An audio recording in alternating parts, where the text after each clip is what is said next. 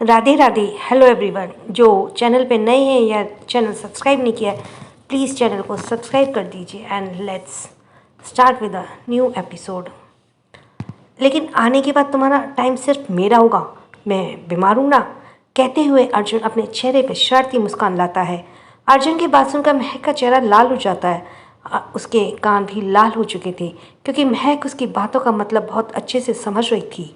अर्जुन मुस्कुराते हुए पीछे के रास्ते से महक के साथ अपने प्राइवेट लिफ्ट के जरिए अपने केबिन में जाता है और महक दूसरी लिफ्ट लेकर अपने पापा के वार्ड वाले फ्लोर पर चली जाती है और अपने पापा से मिलती है। मिस्टर तिवारी महक को देखकर आज खुश थे।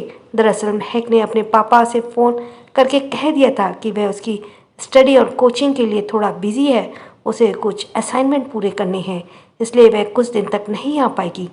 लेकिन हॉस्पिटल में नर्स तिवारी जी का बहुत अच्छे से ध्यान रख रही थी क्योंकि अर्जुन ने खास तिवारी जी के लिए 2 नर्स को अपॉइंट किया था। वैसे भी सर्जरी के कारण तिवारी जी ज़्यादा से ज़्यादा सिर्फ उठकर बैठ पाते थे, उन्हें कहीं घूमना फिरना भी नहीं था। टाइम पर कुछ मेडिसिन और उन्हें लंच और डिनर कराना था जो नर्स करा दिया करती थी। मैं कभी अपने पापा से बात कर ही रही थी कि तभी उसके फ़ोन में मिस कॉल आती है। महक जब स्क्रीन पर फ्लैश हो रहे नाम को पढ़ती तो उसके चेहरे पे एक मुस्कान आ जाती है। हेलो, महक ने मुस्कुराते हुए कॉल को आंसर किया। हाय हेलो महक, कैसी है तू? यार तू तो मुझे कभी याद ही नहीं करती। वह बुरी तरह बात ये बुरी बात है ना बहुत। फ़ोन को दूसरी तरफ से महक की दोस्त पिंकी ने नाराज़गी जताते हुए कहा। पिंकी की नाराज़गी सुनकर महक मुस्कुराते हुए कहती है, याद उसे किया जाता है जिसे हम भूल जाते हैं, और तुझे तो मैं कभी भूल ही नहीं सकती। दरअसल आजकल मैं थोड़ा बिजी हूँ, तू समझ सकती है ना। हाँ हाँ, मैं जानती हूँ तू कितना बिजी है। अच्छा ये बता, अंकल कैसे हैं? उनकी तबीयत में सुधार हो रहा है या नहीं? पिंकी की बात सुनकर महक मुस्कुराते हुए बोली, पापा अब थोड़ा ठीक है, ले पापा से बात कर, कहकर महक तिवारी जी को अपना फ़ोन पकड़ा देती है। तिवारी जी फ़ोन पर पिंकी से बात करने लगते हैं। हेलो पिंकी बिटिया, कैसी हो और तुम्हारी पढ़ाई कैसी चल रही है? पिंकी मुस्कुराते हुए कैसी है कि बिल्कुल ठीक हूँ। सॉरी, पिंकी मुस्कुराते हुए कहती है, मैं बिल्कुल ठीक हूँ अंकल, बिल्कुल मस्त। आप बताइए आप कैसी हैं और अभी आपकी तबीयत में सुधार हुआ या नहीं? पिंकी की बात सुनकर तिवारी जी नाराज़गी जताते हुए कहते हैं, मैं तुमसे बहुत नाराज़ हूँ पिंकी बिटिया, तुम मुझसे मिलने भी नहीं आती। कितना मन करता रहा तुमसे मिलने बात करने का और तुम्हारी शैतानी भरी बातें सुनने का। तिवारी जी की बात सुनकर पिंकी मुस्कुराते हुए कहती है, मुझे माफ़ कर दीजिए अंकल, आजकल मैं अपनी पढ़ाई को लेकर थोड़ा बिजी थी और आपसे मिलने के बारे में सोच ही रही थी। लेकिन आप चिंता मत कीजिए, मैं बस आधे घंटे में वहाँ पहुँचती हूँ और आपको अपने नए नए कारनामे बताऊँगी। आप बस घड़ी में टाइम देखते रहिए, कहकर पिंकी मुस्कुराते हुए कॉल रख देती है और अपने घर से निकलकर हॉस्पिटल की तरफ चल देती है। थोड़ी देर में पिंकी बजाज हॉस्पिटल पहुंच चुकी थी। पिंकी रिसेप्शन पर आकर मिस्टर श्री कृष्णकांत तिवारी जी का वार्ड के बारे में पूछती है। रिसेप्शनिस्ट डेटाबेस में चेक करते बताती है, कृष्णकांत तिवारी जी 83 फ्लोर पर रूम नंबर 136 में हैं। यह सुनकर पिंकी वहाँ से निकल जाती है और लिफ्ट एरिया की तरफ जाने लगती है ताकि वह 83 फ्लोर पर जा सके। 83 फ्लोर। पिंकी अभी चल ही रही थी कि तभी अचानक वह किसी से टकरा जाती है। इससे पहले कि पिंकी खुद को संभाल पाती, वह गिरने लगती है, जिसे महसूस कर वह डर से मारे अपनी आंखें बंद कर लेती है। लेकिन तभी उसे एहसास होता है वह गिरी नहीं है और किसी मजबूत बाहों ने उसे जकड़ रखा है। ये महसूस होते ही पिंकी ने अपनी आंखें खोल कर देखती है। उसके सामने एक हैंडसम चेहरा था जिसके black eyes, brown hair, 6 feet height, 6 pack abs और फेयर स्किन थी जो देखने में बहुत ही खूबसूरत और अट्रैक्टिव था। चेहरे पे एक बड़ी सी मुस्कान ले पिंकी को होल्ड किए हुए उस पर झुका हुआ था। वह इंसान इतना हैंडसम था कि पिंकी कुछ पल के लिए उसे देखते ही रह गई और उसके खूबसूरत और हैंडसम चेहरे में खो गई। वह यह चीज़ शायद इस इंसान ने भी नोटिस की थी जो देखकर उसके चेहरे पर मुस्कान और बड़ी हो गई। उसकी आंखों में शरारत नजर आने लगी। वह इंसान कोई और नहीं बल्कि डॉक्टर अमन खन्ना था, अर्जुन का दोस्त और एक न्यूरोसर्जन डॉक्टर। अमन अपने चेहरे पर एक शरारती मुस्कान लिए फ्लर्टी अंदाज में पिंकी से पूछता है, हे ब्यूटीफुल, तुम्हें कहीं चोट तो नहीं लगी? पिंकी अमन के सवाल पूछने से होश में आती है। पिंकी जल्दी से खुद को संभालते हुए सीधा खड़ा होते हुए कहती है, नहीं मैं ठीक हूँ, थैंक यू मुझे बचाने के लिए। पिंकी की बात सुनकर अमन फ्लर्टी अंदाज में कहता है, इसमें थैंक यू कहने वाली कोई बात नहीं है, आपने मेरी बाहों में गिरकर मेरी बाहों की शोभा बढ़ा दी। वैसे क्या मैं आपका ब्यूटीफुल नेम जान सकता हूँ? और अगर आप बुरा ना मानो तो क्या आप मेरे साथ कॉफ़ी पीने चलना चाहेंगी? अमन की स्ट्रेट फॉरवर्ड बात सुनकर पिंकी एक पल के लिए हैरान रह गई। पहली मुलाकात में कॉफ़ी कौन पूछता है? पिंकी हैरान होकर भी अमन की बात सोच ही रही थी और इससे पहले कि वह से कुछ जवाब दे पाती, अमन के पीछे पीछे नर्स जूली दौड़ती हुई आती है और बड़े ही खुश होकर एक्साइटेड होते हुए कहती है, डॉक्टर अमन आपने मुझे कॉफ़ी पीने के लिए साथ चलने को कहा था, मैं रेडी हूँ। तभी जूली की बात सुनकर नर्स नेहा दौड़ते हुए आती है। जूली को देखकर थोड़ा नाराज़गी जताते हुए कहती है, क्या तुम पागल हो? डॉक्टर अमन ने मुझसे अपने साथ चलकर कॉफ़ी पीने के लिए कहा था, इसलिए उसके साथ मैं जाऊंगी। नेहा की बात सुनकर जूली गुस्सा होते हुए नेहा से कहती है, पागल मैं नहीं तुम हो, क्योंकि डॉक्टर अमन ने तुम्हें नहीं बल्कि मुझे कहा था। बस थोड़ी ही देर में दोनों लड़कियां में तू मैं होने लगती है। यह नज़ारा देखते डॉक्टर अमन अपने सर पर हाथ रख लेता है क्योंकि रायता फैल चुका था। वहीं पिंकी खड़े होकर यह तमाशा देखकर समझ चुकी थी कि डॉक्टर अमर एक नंबर का फ्रॉड और प्ले बॉय है। वह समझने के बाद पिंकी को उस पर गुस्सा आने लगता है। आखिर वह इंसान लड़कियों की फीलिंग के साथ कैसे खेल सकता है। अमन मुस्कुराते हुए पिंकी की तरफ देखते हुए कहता है, लगता है इन दोनों को कोई गलतफहमी हुई है। अमन की बात सुनकर पिंकी अपने चेहरे पर जबरदस्ती वाली मुस्कान लाते हुए कहती है, गलतफहमी हुई है। अमन जैसे ही मुस्कुराते हुए हाँ में सर हिलाता है, पिंकी भी अपने सर पर तंज भरी मुस्कान लेकर अमन के पैर पर जोर से अपना पैर पटक देती है। अमन अपना पैर लेकर बंदरों की तरह उछलते हुए चिल्लाने लगता है, आउच! कितनी जोर से मारा है मैडम। अमन की बात सुनकर पिंकी मुंह बनाते हुए कहती है, शुक्र मनाओ मैंने तुम्हारे मुंह पर पंच नहीं मारा, वरना तुम्हारे चेहरे का नक्शा बिगड़ जाता, इडियट। कहकर पिंकी मुंह बनाते हुए वहाँ से निकल जाती है। दरअसल पिंकी को प्ले बॉय लड़के बिल्कुल भी पसंद नहीं थे। पिंकी एक हंसमुख चंचल और दबंग लड़की है, उसे अपने आसपास के लड़के पसंद नहीं है। उसे अपने आसपास के लड़के पसंद नहीं है, ख़ास तौर से वह लड़के जो लड़कियों के साथ टाइम पास करते हैं। पिंकी अपने कॉलेज में भी इसलिए ही बदनाम है क्योंकि ना जाने वह कितने ही लड़कों को पीट चुकी है। पिंकी लिफ्ट के जरिए सीधा तिवारी जी के वार्ड में आती है और उन्हें नमस्ते करती है। पिंकी को वहाँ देखकर महक और तिवारी जी मुस्कुराते हुए उसका स्वागत करते हैं। तभी महक घड़ी में टाइम देखती है और पिंकी को चिढ़ाते हुए कहती है, मैडम ने तो कहा था आधे घंटे में आ जाऊंगी, पूरा 1.5 घंटा लग गया। महक की बात सुनकर पिंकी चिढ़ते हुए कहती है, अरे मत पूछ महक, अभी अभी हॉस्पिटल में मैंने एक लड़के की अच्छी सी धुलाई की है, बस उसी में टाइम लग गया।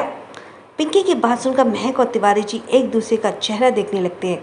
महक ने अपने हाथों में अपना माथा पीट लिया और एक लंबी गहरी सांस लेकर पिंकी को देखते हुए कहा, पिंकी तू नहीं सुधरेगी, कम से कम हॉस्पिटल तो छोड़ देती, यहाँ भी अपनी गुंडागर्दी दिखाना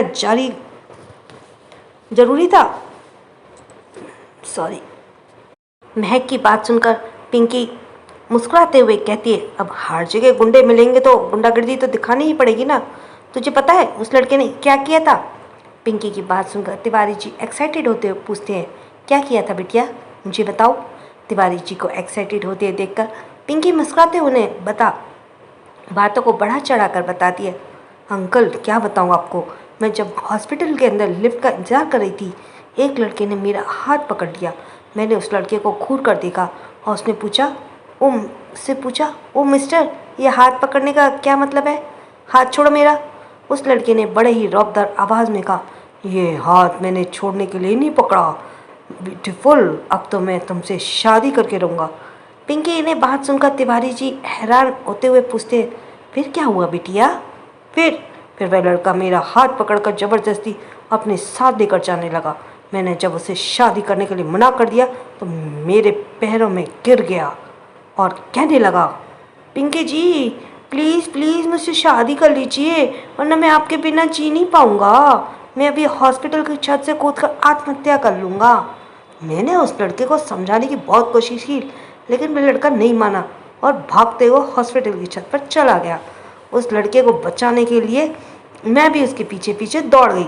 फिर मैंने जाकर देखा, वह लड़का मेरे प्यार में पागल होकर हॉस्पिटल की छत के ऊपर खड़ा हो गया और मुझे धमकी देते हुए बोला, अगर मैंने शादी के लिए हाँ नहीं की तो वह सुसाइड कर लेगा। मैं डर गई अंकल। भला कोई इंसान प्यार में इतना पागल कैसे हो सकता है कि सुसाइड कर लेगा। मेरे हाथ पैर कांपने लगे। अगर उसे कुछ हो गया तो पुलिस तो मुझे पकड़ेगी ना। आप तो जानते हैं ना अंकल, आज की दुनिया में खूबसूरत होना कितना बड़ा गुनाह है। पिंकी अपने चेहरे को अपने हाथों पर भरते हुए आंखों को तितली की तरह फड़फड़ाते हुए कहती है, मैं इतनी सुंदर हूँ, मैं क्या करूँ। लाख समझाने के बाद भी वह लड़का नहीं मान रहा था। पिंकी की बात पर यकीन करते हुए तिवारी जी परेशान होते पूछते, फिर क्या हुआ बिटिया, वह लड़का ठीक तो है। तिवारी जी की परेशानी देखकर पिंकी बात बनाते हुए कहती है, क्या बताऊँ अंकल, उस लड़के ने जान बचाने के लिए मुझे शादी के लिए हाँ कहनी पड़ी। तब जाकर वह लड़का छत से नीचे उतरा और खुश होते हुए मेरे पैरों में गिर गया और मुझसे कहने लगा, अगर आज मैंने शादी के लिए हाँ नहीं कही होती तो वह सचमुच कूद जाता। वह ना जीने कितने दिन से मेरे पीछे पड़ा था, मेरे प्यार में पागल हो चुका था। कहने लगा, आपकी जितनी खूबसूरत लड़की मैंने आज तक नहीं देखी। और बस उसकी बात सुनकर मुझे गुस्सा आ गया और वह मेरी खूबसूरती के पीछे पड़ा है। ऊपर से वह सुसाइड करने की धमकी देकर मुझे डराने चला था। मुझे, पिंकी त्रिपाठी को। फिर क्या था, मैंने पास में पड़ा हुआ एक डंडा उठाया और उस लड़के को इतना मारा, इतना मारा, इतना मारा, इतना मारा, इतना मारा कि वो बेहोश हो गया। और पता है अंकल, वह इस वक्त कहाँ है। तिवारी जी परेशान होते पूछते हैं, वह कहाँ है बेटा। वहीं आपके बगल वाले बेड पर। पिंकी के पास सुनकर तिवारी जी अपना सर घुमाकर देखते हैं। उनके बगल वाले बेड पर कोई नहीं था, क्योंकि उस कमरे में दूसरा बेड था ही नहीं, वह एक वीआईपी कमरा था। तिवारी जी पिंकी की तरफ देखते हुए पूछते हैं, लेकिन मेरी बगल में तो कोई नहीं है बिटिया। पिंकी मुस्कुराते हुए कहती है, अरे अंकल, इस कमरे के बगल वाले बेड पर नहीं, बगल वाले कमरे के आईसीयू वाले बेड पर। मैंने उस लड़के को इतनी अच्छी कुटाई की कि आज के बाद शादी का भूत ही उसके सर से उतर जाएगा। कहकर पिंकी जोर जोर से हंसने लगती है। पिंकी की बात सुनकर तिवारी जी भी हंसने लगते हैं। पिंकी की बात सुनकर महक समझ चुकी थी कि पिंकी बात बना रही है, इसलिए महक पिंकी के सर पर तकली मारते हुए कहती है, बस बस बहुत कर लिया तूने ड्रामा। बातें बनाना तो कोई तुझसे सीखे, इतनी लंबी लंबी छोड़ती है कि कोई लपेट नहीं पाएगा। अब पापा के दवाइयों का वक्त हो गया है, इन्हें आराम करना है। मैं इन्हें दवाई दे देती हूँ, फिर दोनों मिलकर बात करेंगे। थोड़ी ही देर में महक ने अपने पापा को दवाई दे दी और तिवारी जी को ब्लैंकेट उड़ाकर आराम करने के लिए कह दिया था। पिंकी और महक आपस में बात करने के लिए कैंटीन की तरफ निकल गए।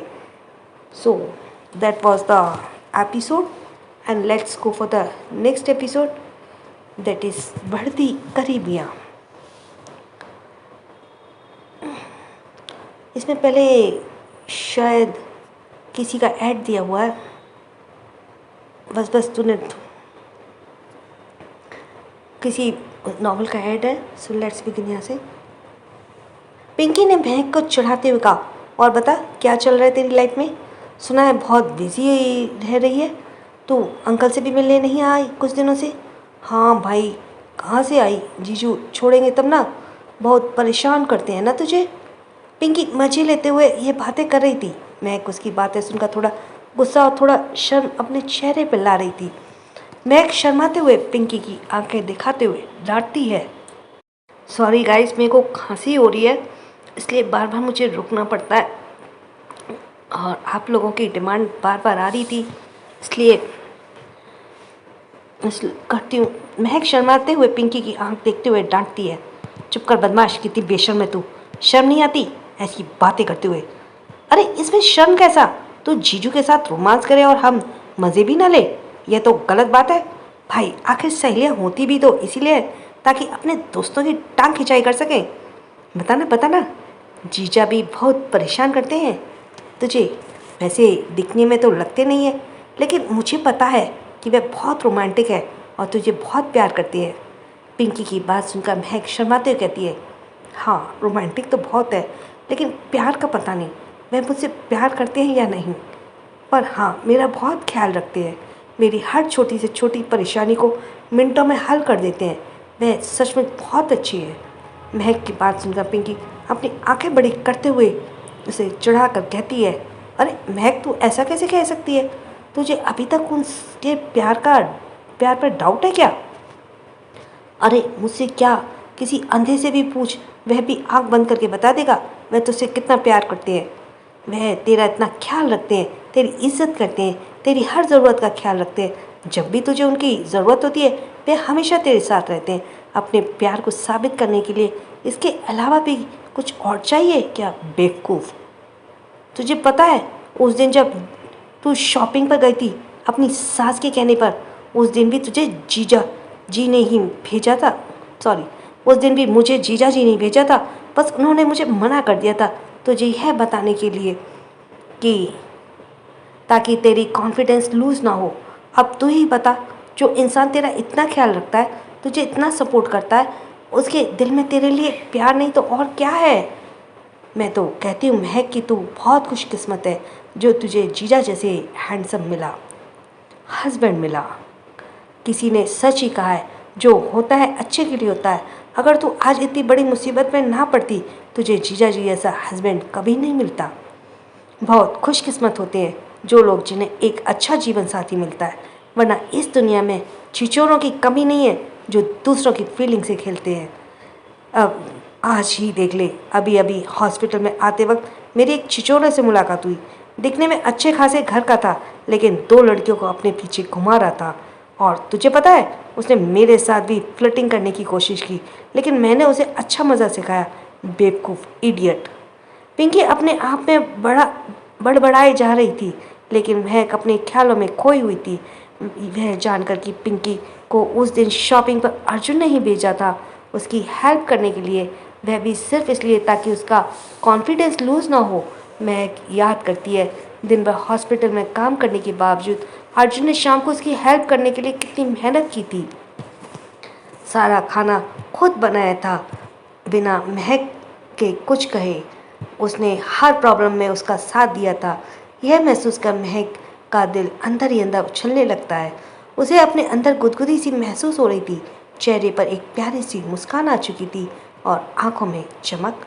महक अपने आप में अभी सोच ही रही थी, तभी महक के मोबाइल पर एक नोटिफिकेशन आता है। महक जब उस नोटिफिकेशन को पढ़ती है तो उसके चेहरे की मुस्कान और बड़ी हो जाती है और आंखों में शर्म आ जाती है। सॉरी, ये नोटिफिकेशन अर्जुन का था जो उसे अपने कैबिन में बुला रहा था। नोटिफिकेशन पढ़ने के बाद महक को याद आता है अर्जुन ने हॉस्पिटल आने से पहले उसे क्या कहा था कि अर्जुन को महक के साथ कुछ स्पेशल टाइम बिताना है।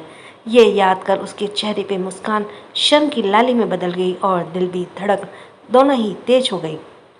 पिंकी बातें करते हुए अचानक ध्यान देती है। महक अपने आप में ही कुछ सोच सोच कर शर्मा रही है। अरे महक, क्या हुआ तुझे? तो इतनी लाल क्यों हो गई? पिंकी ने हैरान होते हुए पूछा। महक पिंकी की बात सुनकर अपने होश में आती है और इधर उधर देखते हुए पिंकी से कहती है, वो दरअसल पिंकी मुझे जाना होगा, कुछ ज़रूरी काम है। महक की बात सुनकर पिंकी अपने चेहरे पर शरारती मुस्कान लिए कहती है, हाँ हाँ सब जानती हूँ मैं। अब तू तो शादीशुदा है तो तुझे बहुत ज़रूरी काम होगा ना। जा, जिया जी बुला रहे हैं तुझे, उनका बदन दुख रहा होगा, जाके थोड़ा एक्सरसाइज करा दे। पता नहीं घर पर एक्सरसाइज करने को मिल भी रहा है या नहीं। तेरी खड़ूस सास उन्हें तेरे करीब आने भी देती है नहीं। तेरे टेस्ट चल रहे होंगे ना, बहू नंबर 1 बनने का, ऐसा मौका फिर नहीं मिलेगा। जाकर दोनों अपनी थकान दूर कर लो। पिंकी की बेशर्मी भरी बातें सुनकर महक का मुंह खुला का खुला रह जाता है। उसके चेहरे पे गुस्सा और शर्म दोनों नजर आने लगती है। महक गुस्से से दांत पीसते हुए पिंकी को मारते हुए कहती है, पिंकी की बच्ची रुक, तुझे मैं बताती हूँ, बहुत बेशर्म हो गई है ना कमीनी। एक बार तेरी शादी हो जाए दे, फिर मैं बताती हूँ तुझे तेरी थकान कैसे दूर होती है। आ आ आ अरे महक, मत मार यार, मेरी एक कमर टूट जाएगी तो फिर मेरे पति के साथ एक्सरसाइज कौन करेगा? जीजाजी तो तुझे छोड़ने से रहे, तो तू डबल ड्यूटी करने से रही। पिंकी की बात सुनकर महक गुस्से से चिल्लाते हुए कहती है, पिंकी! अरे सॉरी सॉरी सॉरी महक, तू जा, मैं भी चली, क्योंकि मुझे कबाब में हड्डी बनने का कोई शौक नहीं है। कहकर पिंकी वहाँ से 9-2-11 हो जाती है। पिंकी के जाने के बाद महक दांत पीसते हुए कमर पर हाथ रखकर लंबी सांस लेते हुए कहती है, बच गई बेशर्म कहेंगी, वरना आज मैं तुझे छोड़ती नहीं। कुछ पल बाद महक लंबी गहरी सांसें लेकर अर्जुन के कैबिन की तरफ निकल जाती है। अर्जुन के कैबिन के बाहर पहुंचकर महक के हाथ पैर कांप रहे थे। वह अंदर कैसे जाए, क्योंकि एक बार फिर अर्जुन के सामने जाने से कहीं वह अपनी बेशर्मी भरी बातें फिर शुरू ना कर दे, जिसे सुनकर महक का चेहरा शर्म से लाल हो जाता था। महक अभी अपने अंदर हिम्मत ला ही रही थी, तभी अंदर से एक आवाज़ आती है, अंदर आ जाओ बेबी, वहीं खड़े रहने का इरादा है क्या? अर्जुन की आवाज़ कानों में पड़ते ही महक अपना सलाइवा गटकते हुए थोड़ी हिम्मत बांधकर अंदर जाती है। महक अंदर जाकर देखती है अर्जुन कुछ पेपर चेक कर रहा था। अर्जुन महक की तरफ देखते हुए पूछती है, अर्जुन जी, अब कैसी तबीयत है आपकी? अभी तक ठीक नहीं थी बेबी, लेकिन अब शायद ठीक हो जाऊं, क्योंकि मेरी मेडिसिन आ गई है। Come here closer to me, कहते हुए अर्जुन खड़े होकर अपनी बाहें फैला देता है। अर्जुन की बात सुनकर महक भी शर्माते हुए धीमे कदमों से उसके पास जाती है।